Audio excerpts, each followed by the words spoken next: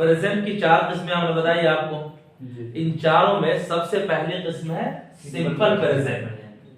अब ये simple present का ही दूसरा नाम होता है प्रेजेंट इंडेफिनिट। क्या होता है? Present indefinite. इसमें तीन बातें आपको समझनी है बुनियादी तौर पर। पहली बात तो ये है कि किस तरह का सेंटेंस रहेगा हमारे पास उर्दू या हिंदी में, तो उसको सिंपल प्रेजेंट में बनाएंगे। दूसरा पॉइंट ये है कि सिंपल प्रेजेंट बनाने का तरीका क्या है, और तीसरा पॉइंट ये है कि सिंपल प्रेजेंट को यूज करने में लोग क्या क्या गलती करते हैं। इन तीन पॉइंट्स को आप ध्यान से अपने दिमाग में बैठाइए। तो पहली बात, उर्दू और हिंदी में ता है, ते हैं, ती है, ताहूं। तो ता है, ते है, ती है, ताहूं। कोई भी सेंटेंस उर्दू में हो आपके पास या हिंदी में, और उसके लास्ट में ता है, ते है, ती है, ताहू लगा हुआ हो, तो उस सेंटेंस को हम किस टेंस में बनाएंगे? प्रेजेंट सिंपल में बनाएंगे या प्रेजेंट इंडेफिनिट में बनाएंगे। क्लियर हो गया? जैसे मिसाल के तौर पर, मैं पढ़ता हूं, तुम बोलते हो, वो आता है, वो पकाती है, हम खाते हैं। तो हर एक के लास्ट में देखिए ता है, ते है, ती है लगा हुआ है ना। तो इन सबको किस में बनाएंगे? सिंपल प्रेजेंट टेंस में बनाएंगे। समझ में आ गया? अब बनाएंगे कैसे? दूसरी बात, इसको बनाने का तरीका क्या होगा?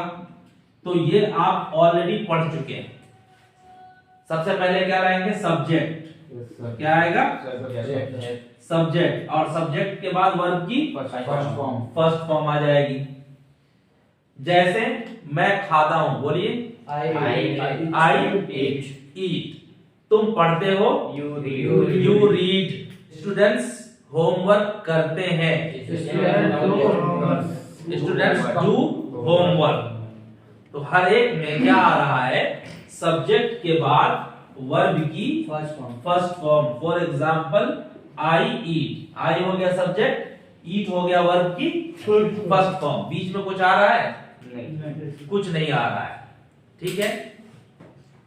अब इसमें हमने आपको पहले बताया है कि सब्जेक्ट अगर ही, शी, इट या सिंगुलर नाउन हो, क्या क्या?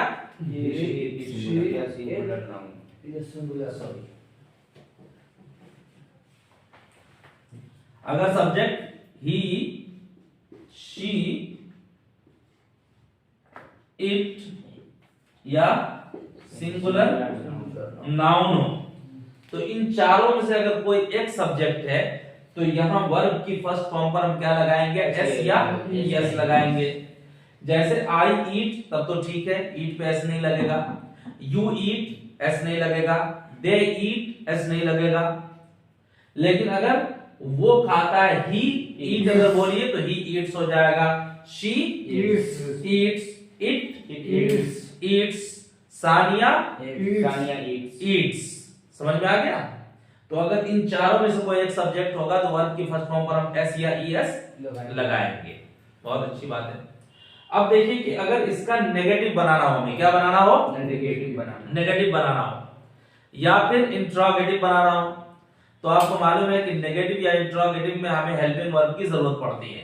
इसलिए कि नेगेटिव में नॉट जो लगाते हैं वो हेल्पिंग वर्ब के बाद लगाते हैं, और इंट्रोगेटिव में जो हम क्वेश्चन बनाते हैं तो हेल्पिंग वर्ब को सब्जेक्ट के पहले ला करके बनाते हैं। तो वहां पर हमें हेल्पिंग वर्ब की जरूरत पड़ेगी। अभी इसमें देखिए आई ईट में हेल्पिंग वर्ब है? नहीं है। लेकिन वहां पर हमें हेल्पिंग वर्ब की जरूरत पड़ेगी। तो हेल्पिंग वर्ब क्या आता है इसका? डू या डज आएगा। क्या आएगा? डू या डज आएगा। तो अब जो है नेगेटिव बनाने के लिए हम आई के बाद डू रखेंगे और डू के बाद नॉट लगा देंगे। I don't eat, do not को डोंट भी बोलते हैं ना। I don't eat, you don't eat, they don't eat.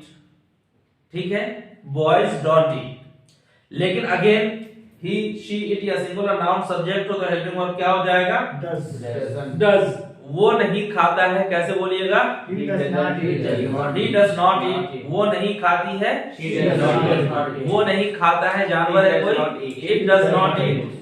Farhana नहीं खाती है, Farhana does not eat.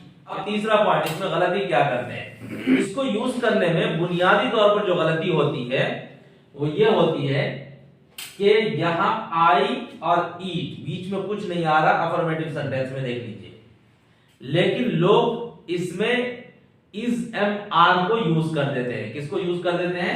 Number 3 में गलती क्या करते हैं, तो इज एम और आर, ठीक है, ये इसमें नहीं आएगा। इज एम आर यूज कर देते हैं जो इसमें नहीं आएगा। लोग समझते हैं क्या कि उर्दू में सेंटेंस होता है मैं खाता हूं के लिए एम आता है तो बोल देते हैं आई एम ईट। वो खाता है के लिए इज आता है तो लोग क्या यूज कर देते हैं, ही इज ईट। अब तुम खाते हो के लिए आर आता है तो यू आर ईट बोल देते हैं।